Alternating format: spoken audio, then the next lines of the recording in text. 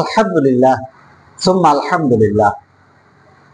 আল্লাহ দরবারে লাখো কোটি শুকরিয়া তান যে আল্লাহ তাআলা আমাদেরকে চর্ম চোখে দেওয়ানবাগির মাজার ভাঙার দৃশ্য দেখার তৌফিক দিয়েছেন। আলহামদুলিল্লাহ। যারা এই মাজার ভাঙার পরে যারা মায়া কান্না করছে, দেখলাম সোশ্যাল মিডিয়ায় তাদের দাঁড়িয়ে আছে, মাথায় টুপি আছে, গায়ে বড় পাঞ্জাবি আছে। তারা মাজার ভাঙার জন্য তাদের অন্তরের মধ্যে ব্যথা লেগেছে। আসলে আমি বলতে চাই তাদের অন্তরে ব্যথা লাগে নাই, তাদের পেটে আঘাত লেগেছে। তারা পেট পূজারী ছিল, সেখান থেকে তাদের রিজিক আসতো, এই জন্য তারা এরকম মায়া কান্না করছে।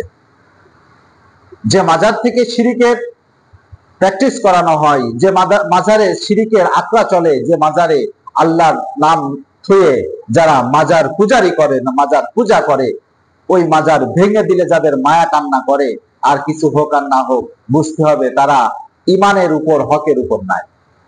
আল্লাহ সুবহানাহু ওয়া তাআলা সূরা বনী ইসরাঈলের ৮১ নং আয়াতে বলছেন, অকুল জাআল হক ওয়া জাহাকাল বাতিল ইন্নাল বাতিলা কানা যাহুকা। হে রাসূল, আপনি বলে দিন, আপনি ঘোষণা দিন, সত্য এসে গেছে, মিথ্যা বিলুপ হবে, আর মিথ্যা বিলুপ হওয়ার এসে। সুতরাং যারা মাজার করে ব্যবসা করছে, মাজার করে যারা সেখানে শিরিকের আকড়া চালু করছে, এরকম গাঁজা খাওয়ার আকড়া চালু করে, শিরিকের আকড়া চলে, এই সমস্ত মাজার ভেঙে দেওয়া ফরজ। রাসূলুল্লাহ সাল্লাল্লাহু আলাইহি সাল্লামের উপর এই সূরা বনী ইসরাঈলের ৮১ নং আয়াত যখন নাজিল হয়, তখন মক্কায় রাসূল সাল্লাল্লাহু আলাইহি সাল্লাম সহ সাহাবী আজমাইন খুব দুঃখে, খুব নির্যাতনের উপর দিন যাপন করছিলেন। আল্লাহ রাসূল সাল্লাল্লাহু আলাইহি সাল্লাম কিছু সাহাবীকে হিজরত করতে পাঠিয়ে দিলেন, কিছু সাহাবী হাবশায় হিজরত করলেন। রাসূল সাল্লাল্লাহু আলাইহি সাল্লাম আর কয়েকজন সাহাবী মক্কায় ছিলেন। এই সময় আল্লাহ তাআলা ঘোষণা দিতে বললেন, রাসূল আপনি ঘোষণা দিন, সত্য এসে গেছে, মিথ্যা বিলুপ হবে, আর মিথ্যা বিলুপ হওয়ারই ছিল। এই কথা শোনার সাথে সাথে ওই কাফেরেরা তারা ট্রল করতে শুরু করলো, এই কথা দিয়ে উপহাস করে। মক্কায় অলি গলিতে ট্রল চলছে। আল্লাহর কি ইশারা, এই আয়াত নাজিল হওয়ার ৯ বছর পরে আল্লাহ তাআলা মক্কাকে রাসূলের হাতে দিয়ে দিলেন। সুবহানাল্লাহ। ইন্না ফাতাহনা লাকা ফাতহাম মুবিনা, নিশ্চয় আপনাকে আমি বিজয় দান করব। আল্লাহ সুবহানাহু ওয়া তাআলা যখন রাসূলের হাতে মক্কা দিলেন, আব্দুল্লাহ ইবনে মাসউদ রাদিয়াল্লাহু তাআলা আনহু তিনি বলেন, রাসূল সাল্লাল্লাহু আলাইহি সাল্লাম মক্কায় প্রবেশ করে হেরেম শরীফের মধ্যে ঢুকলেন। ৩৬০টি মূর্তি সাজানো ছিল, কাফেরেরা সাজিয়ে দিয়েছে। ওই মূর্তিগুলো আমার রাসূল সাল্লাল্লাহু আলাইহি সাল্লাম ফেলে দিচ্ছেন আর বলছেন, অকুল জাআল হক ওয়া জাহাকাল বাতিল ইন্নাল বাতিলা কানা যাহুকা। শিরকের কোন আকড়া কোন মুসলমানের মসজিদে থাকতে পারে না, শিরকের কোন আকড়ায় মুসলমান থাকতে পারে না।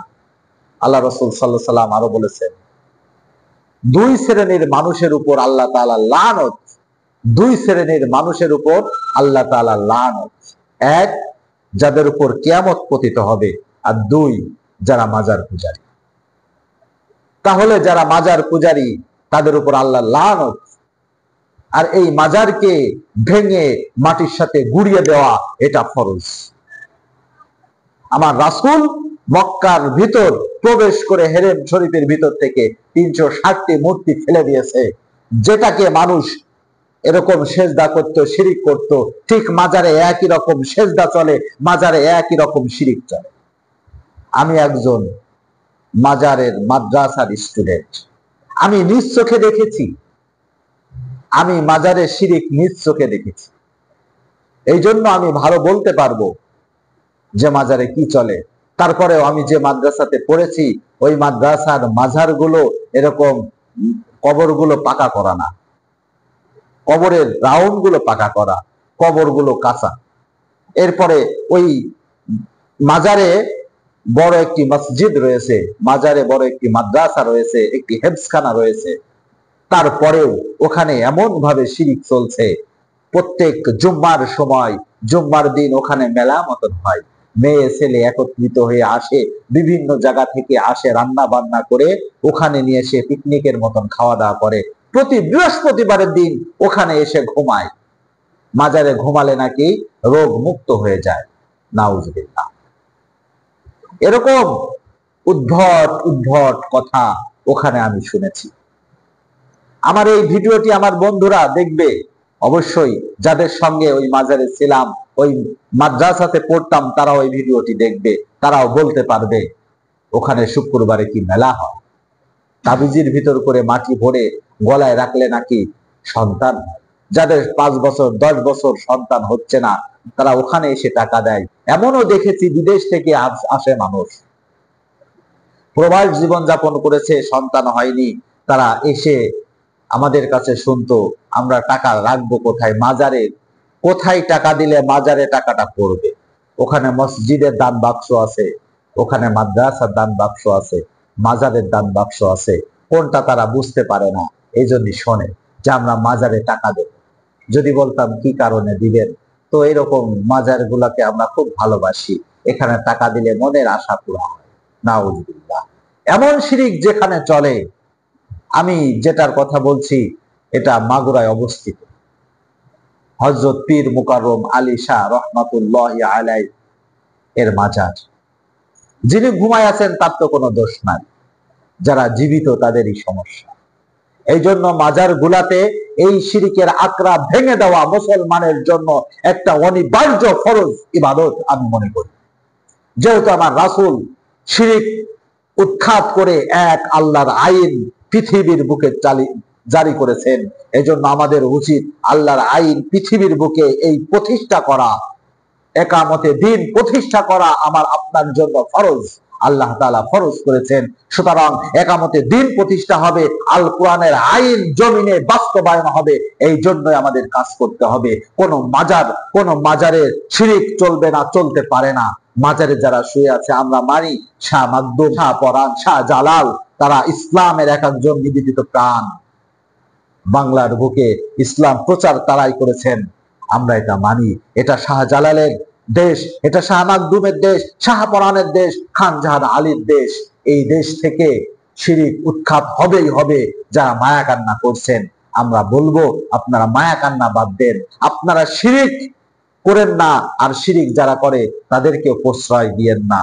মাজারে যাবে, জিয়ারত হবে, মাজারে যাবে কবরকে সালাম দেবে, মাজারে যাবে কবরের কাছে দোয়া চাইবে না, দোয়া চাইবে আল্লাহর কাছে।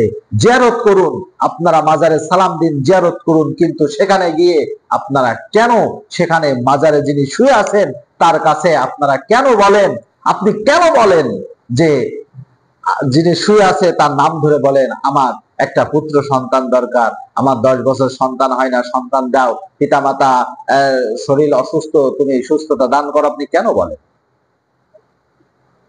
কিছুদিন আগে এসএসসি পরীক্ষার সময় দেখলাম একজন বড় হুজুর, মাথায় বড় পাগড়ি, মাথায় বড় এরকম উঁচু লম্বা টুপি পরা, আর তিনি এরকম চাচ্ছেন, মনে হচ্ছে তার সঙ্গে গল্প করাই দিচ্ছেন।